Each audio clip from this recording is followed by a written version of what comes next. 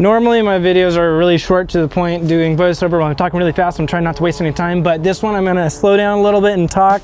When was the last time you bought something for such an epic smoking deal that you had to pinch yourself? That's kind of where I'm at with this trailer. I did some welding work, doing some bumpers for Tim Phipps from Phalcon Overland. And at the end of the project, he said, I can't give it to you, but he basically sold me this trailer. Well, I say style, he basically let me steal it for such an incredible deal. So you probably know me by now from my DIY videos that this is kind of a dream platform to start a new project on. I love my Unistrut trailer. It works great. I love how customizable it is, but this has some really cool features I want to show you. So welcome and welcome back to Dylan's Garage. Let's check it out. Up front, nothing too exciting, but more so intriguing. It had the original pintle hitch that was standard on the M100 and military trailers. But the original owner of the utility trailer before Tim got it, he took just a regular old ball hitch coupler, bent it around and welded it to the original pintle hitch shaft. So you still have your regular ball, but with 360 degrees of rotation. So you're not gonna max out your ball while you're on the trail and articulating. Just a standard old trailer jack here. A lot of this needs to be replaced, cleaned up, painted, redone. The tongue was extended, which I think was Tim's original idea, was to just have more storage up front. Why? I don't know why there's an extra jack here, but there is. That's gonna go away.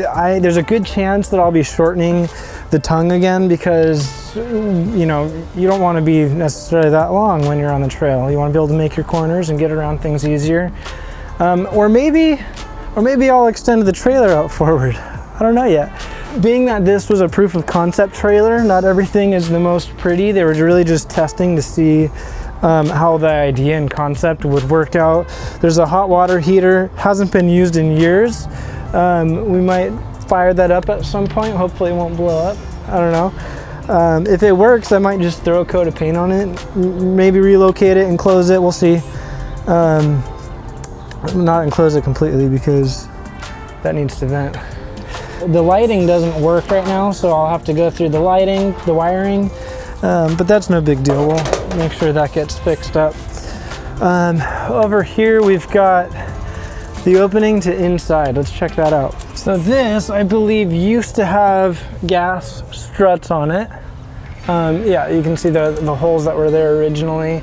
The latch on it is broken, so we'll have to, I don't know, again, I might be getting rid of this whole top, but it's an interesting mix of kind of rugged build and cool features, because we've got this switch panel up here. Looks like our on and off switch or isolator and a solar charger. So we might reuse some of that, might swap it out for some proper red art gear. And it looks like it's on a panel with a hinge, so you can access the back easily. That's pretty cool. I've already got a couple of chairs in here. Maybe this chair can help me hold this open. That'd suck if that fell on my head, but risk I'm willing to take. Let's take out, I already put a few chairs in here, clear it out so we can see inside better, because there's a couple things going on underneath before we head to the back. Everyone needs an extra axle laying around, right?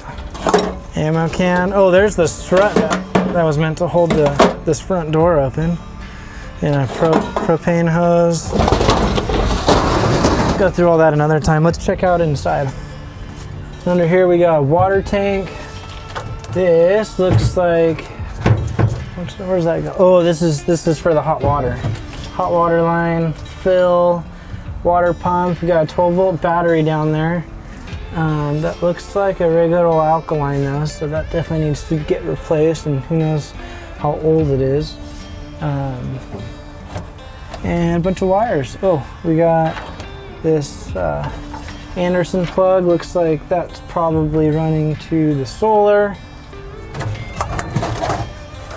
Some kind of drain hose. So this definitely all needs to get probably pulled out, gone through, and reworked a little bit to make sure this is, I mean, strap is cool, but we could probably do a better job than that.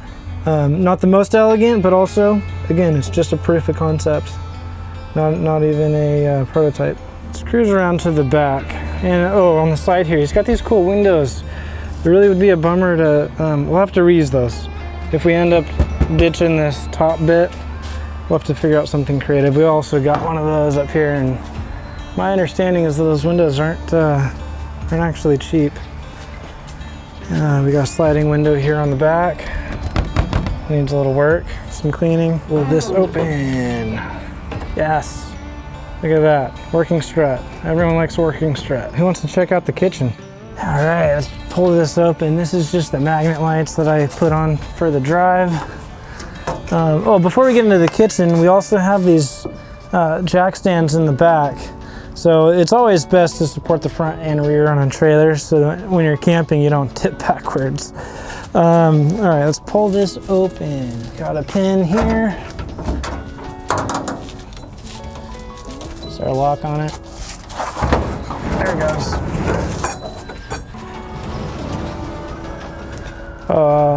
Let's test this. Are we gonna tip? Not tipping back yet. I'm gonna turn this thing a little so we can see the kitchen better. Keep an eye on the back, would you there? Yes, I'm talking to viewers. Gonna try not to hit the camera. Let's get a closer look on this kitchen and maybe dust it off a little. Looks like we have a mix of dust, leaves, and rat doo-doo. This is a perfect spot for your stove. You can only imagine that's what he had in mind for that. This sink, Tim said, was removable for easy cleaning. So this, we got the drain here. Oh, that must be what that extra hose was for up there, so you can reroute where it drains. Pull the drain out, probably pull this right up. So that's cool. Cool for, oh, and there's a switch panel right here, wiring. That makes for some easy access to get into there. So like we got interior lights, bunny burners, apocalypse lights. Put our sink back. So I guess this doubles if you want to clean the sink or access that wiring down there. Kind of double function. And oh, we've got a pipe drain there that runs to right underneath, and that obviously would need to be routed. That's what that extra hose was for, that squishy hose. And here, grand reveal. What do you know, we got a drawer. It's a pretty deep drawer actually. It's been a while since this has been cleaned out or used, but a little scrub brush action will clean it up pretty well. Let's check out the rest of our kitchen. We got a pretty solid collection of rat doo-doo here that will need some cleanup. We got a really big drawer. Definitely can work with that. That's a really big drawer. And pretty nice welds, Tim, for a newbie. This was 10 years ago. This, my understanding, is what Tim learned to TIG weld aluminum on. He does a lot better now, but that's not bad. And then we got, oh, that Curly Q yellow hose that I said was coming from that hot water line. Obviously for doing your dishes right here. And looks like the wiring, that's fully extended. I bet there's a better way that we can route that, but this is actually a pretty rad starting platform for a kitchen.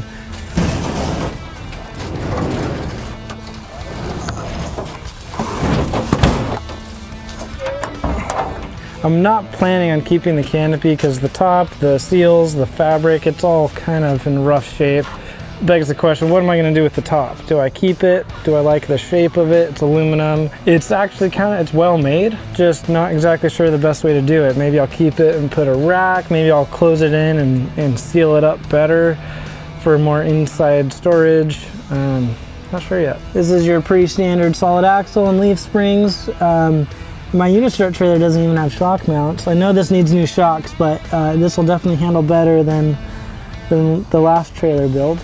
Tires are pretty old and cracked. These are the original BFG KOs back before the KO2. Need to get a new dust cap for that and repack the bearings. But I'm not complaining about any of this down here. This looks like more than enough for this trailer. I know Tim custom made these fenders, and I believe it's a steel frame with an aluminum top. Not sure what coating this is, but it's obviously seen better days.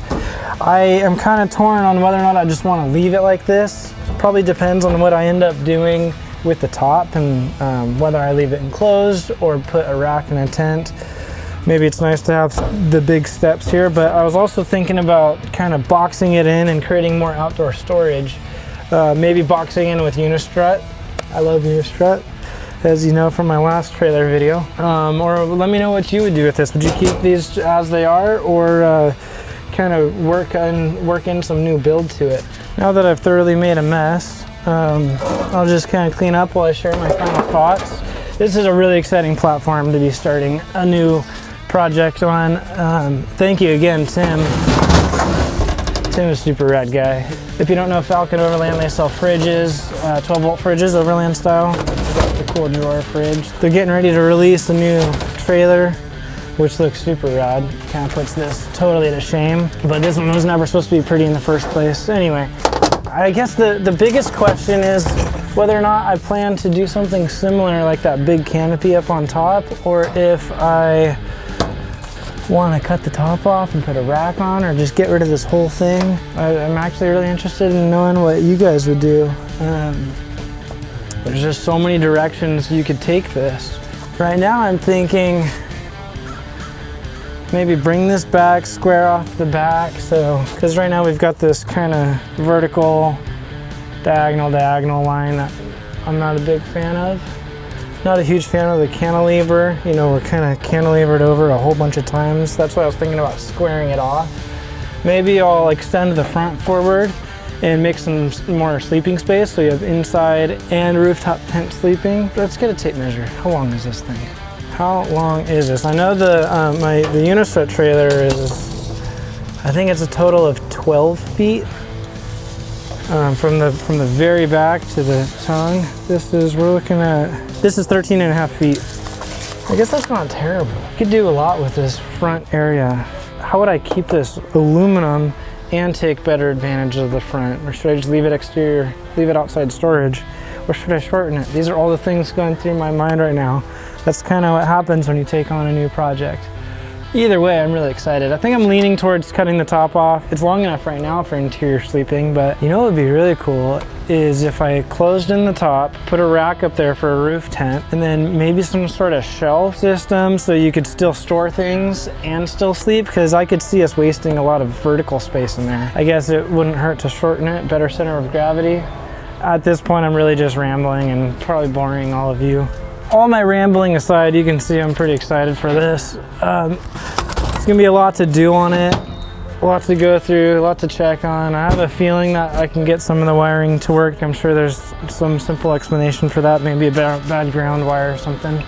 But it's not a heavy trailer, being able to move it this easily by hand. Granted, I am on flat ground. It honestly is kind of messy and ugly right now. But I think, like I said before, it's really, it seems like a great platform to start a new project on and do something cool with. I feel like Tim was a little ahead of his time. This trailer's over 10 years old, and it has a lot of the amenities that are kind of just getting popular in the last few years in Overland. I say few years, roughly, in the last like 5 years. The fridge, the stove, the hot water, all that stuff in this type of a platform. I know people did it. It just wasn't like cool and trendy yet. And again, please don't judge Tim on this trailer. This is maybe not the most beautiful. It's definitely got some road rash and years rash, but he's got some really cool trailers coming out soon that are a lot cooler and better built than this one. This is just, again, proof of concept. Please follow along because I'll have more videos of this coming in the future. Let me know if you have any questions.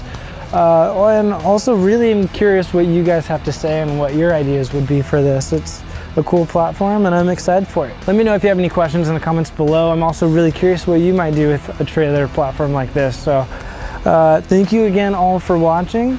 This is Dylan from Dylan's Garage. See you on the next one.